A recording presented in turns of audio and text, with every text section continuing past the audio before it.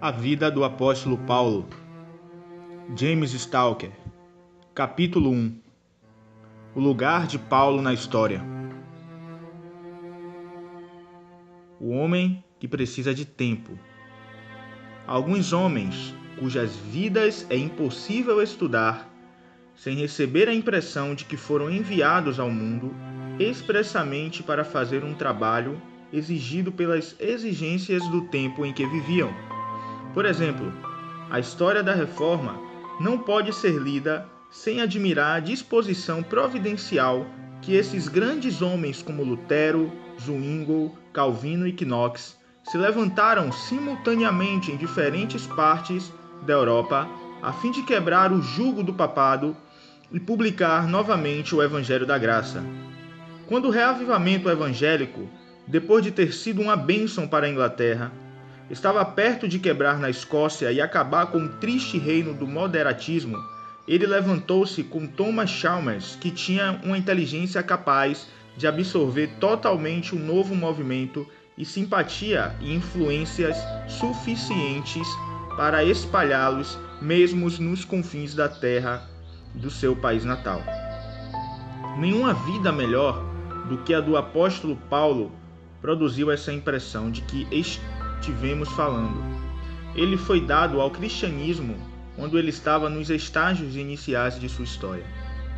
O cristianismo, na verdade, não era fraco, e nenhum homem pode ser considerado indispensável para ele, porque carregava em si o vigor de uma existência imortal e divina que não poderia ser menos revelada no decorrer do tempo. Mas se reconhecermos que Deus faz uso dos meios que são recomendados até os nossos olhos, como adaptados ao propósito diante dele, então devemos dizer que o movimento cristão, na época em que foi apresentado Paulo, necessitava ao extremo de um homem de dons extraordinários, possuidor de genialidade, incorporou à história geral do mundo, e em Paulo ele encontrou o homem que precisava. Um tipo de personagem cristão. O cristianismo obteve em Paulo um tipo incomparável de caráter cristão. Na verdade, ele já possuía o modelo perfeito de caráter humano na pessoa de seu fundador, mas ele não era como os outros homens, porque nunca teve que lutar contra as imperfeições do pecado, e o cristianismo ainda precisava demonstrar o que poderia fazer a respeito da natureza humana imperfeita. Paulo deu essa oportunidade de demonstrar isso. Naturalmente, foi de grande força e alcance mental. Mesmo se ele nunca tivesse sido um cristão, ele sempre teria sido um homem notado. Os outros apóstolos teriam vivido e morrido nas trevas da Galiléia se não tivessem sido elevados a um lugar de destaque pelo movimento cristão. Mas o nome de Saulo de Tarso teria sido lembrado sobre algum caráter, mesmo quando o cristianismo nunca existiu. Em Paulo, o cristianismo teve a oportunidade de mostrar ao mundo toda a força que ele trazia consigo. Paulo estava convencido de que, embora ele expressa com perfeita modéstia, quando ele diz: "Por isso eu alcancei misericórdia, para que em mim Jesus Cristo mostrasse toda a longanimidade, o primeiro exemplo para aqueles que acreditam nele para a vida eterna." Sua conversão provou o poder do cristianismo de destruir as mais fortes predisposições e carimbar seu próprio tipo em uma grande natureza por uma revolução tão instantânea quanto permanente. A personalidade de Paulo era tão forte e original que qualquer homem teria esperado, menos dele, uma mudança tão completa. Mas a partir do momento em que ele teve contato com Cristo, ele foi dominado por sua influência, que pelo resto de sua vida, seu desejo dominante era ser um mero eco e reflexo de Cristo para o mundo. Mas se o cristianismo mostrou sua força por causa da conquista completa de Paulo, ele não mostrou menos o seu valor no tipo de homem que ele fez quando Paulo se rendeu à sua influência. Ele atendeu às necessidades de uma natureza peculiarmente faminta e nunca, até o final de sua vida, revelou, no mínimo, que essa satisfação havia diminuído. Sua constituição original era composta de materiais, bons, mas o Espírito de Cristo, passando para eles, elevou-os a um grau de excelência sem igual. Nem ele, nem outros duvidavam que a influência de Cristo faria dele o que ele era. O verdadeiro lema de sua vida seria sua própria frase: "E eu não mais vivo, mas Cristo vive em mim." De fato, Cristo foi tão perfeitamente formado nele que podemos estudar o caráter de Cristo no dele. E os principiantes podem aprender muito mais com Cristo estudando a vida de Paulo do que a de Jesus. Houve em Cristo mesmo tal concordância de todas as excelências que impediram sua grandeza de ser vislumbrada pelo principiante no modo que pela própria perfeição das pinturas de Rafael. Os olhos ignorantes ficam desapontados quando os veem. Em Paulo, por outro lado, alguns dos maiores elementos do caráter cristão foram expostos com uma determinação tão clara que ninguém pode duvidar de sua existência, assim como as características mais proeminentes das pinturas de Rubens podem ser apreciadas por qualquer espectador. O pensador do cristianismo. Em segundo lugar, o cristianismo obteve em Paulo um grande pensador. No momento, isso era especialmente o que precisava. Cristo havia partido do mundo, e aqueles que ele deixou representá-lo eram pescadores, sem instrução e a maioria sem qualquer notabilidade intelectual. Em certo sentido, esse fato demonstra uma glória peculiar do cristianismo, porque prova que não deve ser lugar como uma das grandes influências do mundo às habilidades de seus representantes humanos. Não pela força, nem pelo poder, mas pelo Espírito. Deus estabeleceu o cristianismo na terra. No entanto, se olharmos para trás, podemos ver claramente como era essencial que um apóstolo de educação e caráter diferentes surgisse. Cristo, de uma vez por todas, manifestou a glória do Pai e completou sua obra expiatória. Mas isso não foi suficiente. Era necessário que o objetivo de sua vinda fosse explicado ao mundo. Quem foi que esteve aqui? O que exatamente ele fez? Para essas perguntas, os primeiros apóstolos podiam responder com respostas breves e populares, mas nenhum deles tinha o alcance intelectual ou a disciplina mental necessária para responder satisfatoriamente ao mundo das inteligências. Felizmente, não é essencial para a salvação poder responder estas perguntas com precisão científica. Há muitos que sabem e acreditam que Jesus era o Filho de Deus e morreu para a remissão dos pecados, e confiando nele como seu Salvador, são purificados pela fé. Mas não podia explicar essas declarações sem cair em erros em quase cada frase. No entanto, se o cristianismo fizesse uma conquista moral e intelectual do mundo, era necessário que a Igreja explicasse exatamente toda a glória de seu Senhor e o significado de sua obra salvadora. É claro que Jesus tinha em mente uma compreensão do que ele era e do que ele fazia, tão claro quanto a luz do sol. Mas foi um dos aspectos mais patéticos de seu ministério terreno que ele não pôde declarar suamente a seus seguidores. Eles não foram capazes de carregá-lo. Eles eram muito rudes e limitados para entender.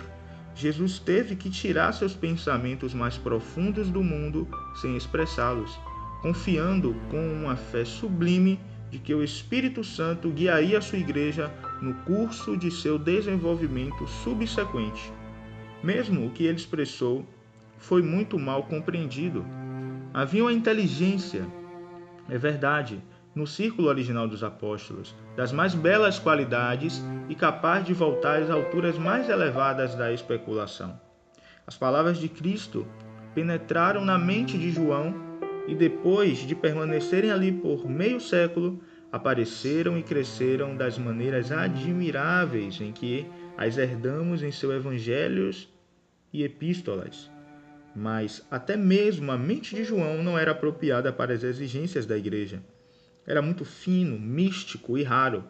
Seus pensamentos ainda hoje são em posse especial das inteligências mais iluminadas e espirituais. Era necessário um homem de pensamento mais amplos e sólidos, que delineasse o primeiro esboço das doutrinas cristãs, e tal homem foi encontrado em Paulo.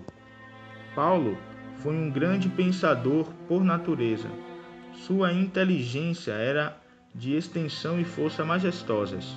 Ele trabalhou sem descanso. Ele nunca foi capaz de abandonar uma questão que tinha em mãos. Mas quando ele a perseguiu até suas primeiras causas e quando ele retornou para demonstrar todas as suas consequências, não foi o suficiente para ele saber que Cristo era o Filho de Deus. Tive que decompor esse fato em seus elementos e entender exatamente o que significava. Não foi suficiente para ele acreditar que Cristo morreu pelos pecadores. Eu precisava de mais. Eu tive que investigar porque era necessário que ele fizesse isso e como sua morte os lavou. Mas ele não apenas possuía esse poder especulativo por natureza, mas seu talento foi desenvolvido pela educação.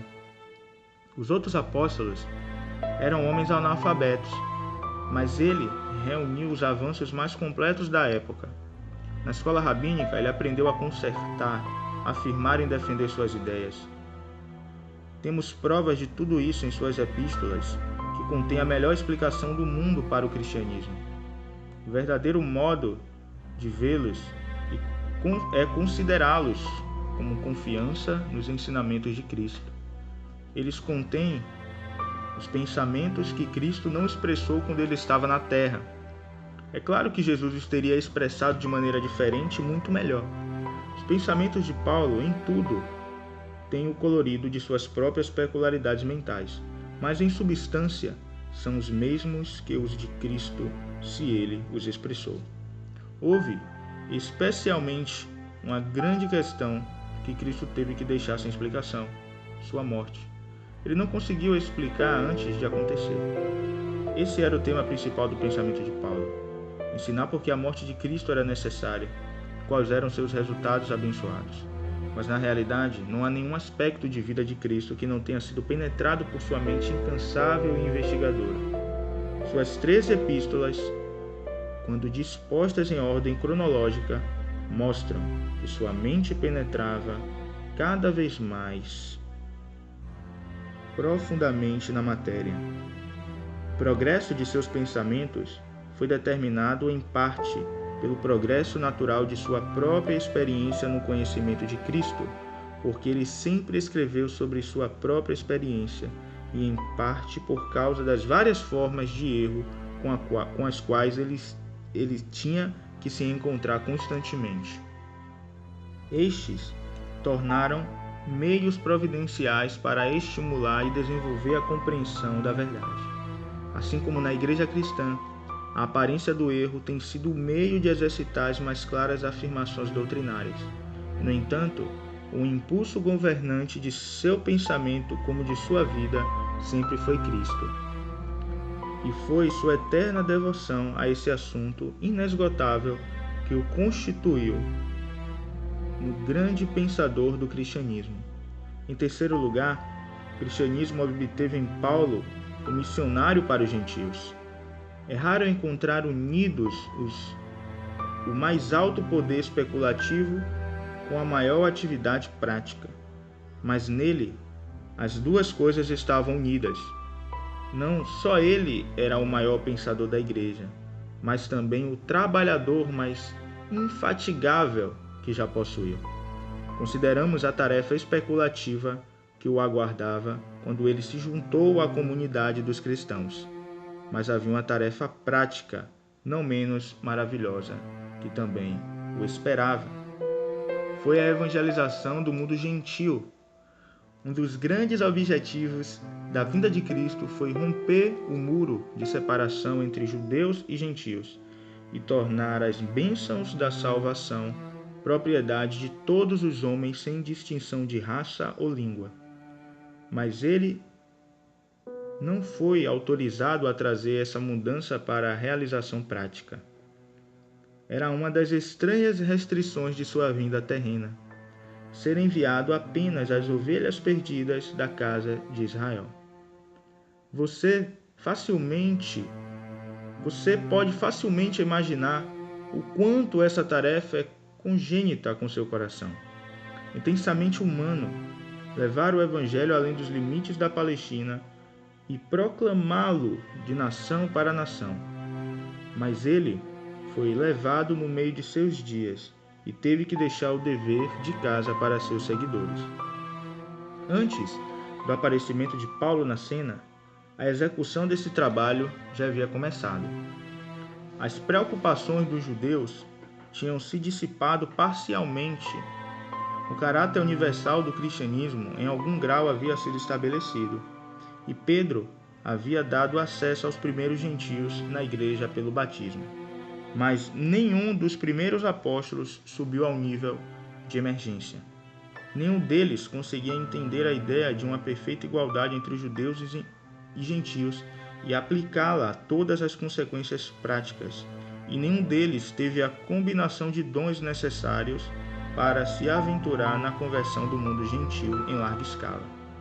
Eles eram pescadores da Galileia, muito aptos para ensinar e pregar dentro dos limites da Palestina.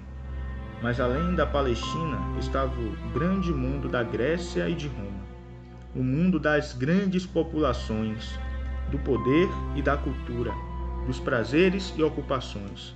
Era necessário um homem de aptidão ilimitada, de educação, de imensa simpatia humana para ir até lá com a mensagem do Evangelho. Um homem que não só era um judeu para os judeus, mas um grego com os gregos, romano com o romano, um bárbaro com os bárbaros, um homem que não só encontrou com rabinos na sinagoga, mas com juízes orgulhosos em seus tribunais e filósofos em seus centros de educação. Um homem ousado que viajou por terra e por mar, que ele mostrará sua presença de espírito em todas as circunstâncias e não será intimidado por nenhuma dificuldade. Nenhum homem de estatura semelhante pertencia ao círculo dos primeiros apóstolos, mas o cristianismo precisava de uma dessas condições e a encontrava em Paulo, originalmente anexado à mais rigorosa do que qualquer outro dos apóstolos, as peculiaridades e prevenções de maneira exclusiva judaica.